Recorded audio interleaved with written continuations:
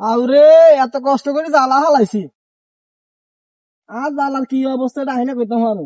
জ্বালা তো আর মনে জ্বালাও আর দেখবেন আর কেউ কোনো জানেনি কি অবস্থা যায় আর বাকি দিন তো কি যায়। আরে আসলে অনেক কিছু আর জানি ধানের কেজি ১,৫০০ টাকা, এবার বন্য ভাড়া যে পাওয়া ভাইছে। কিরে দোস্ত, হ্যাঁ সবিন না কিরে, কি অবস্থা? ওই ধান হারাইছি আর খেয়ে তো জ্বালা আরে। দালা হালাইছ কে? হ্যাঁ বাউরে, এদিকে আর এদিকে তো কে হালাবি নাকি? এটি তো হালাই সব তো দেখছি বদিল্লা দিয়ে রে।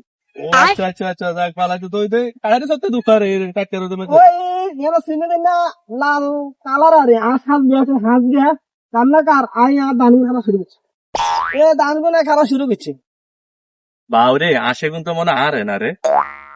ও আচ্ছা, যাক আসে অন খাইলে সন কিরবে, এগুলো না সব না বোবা পানি।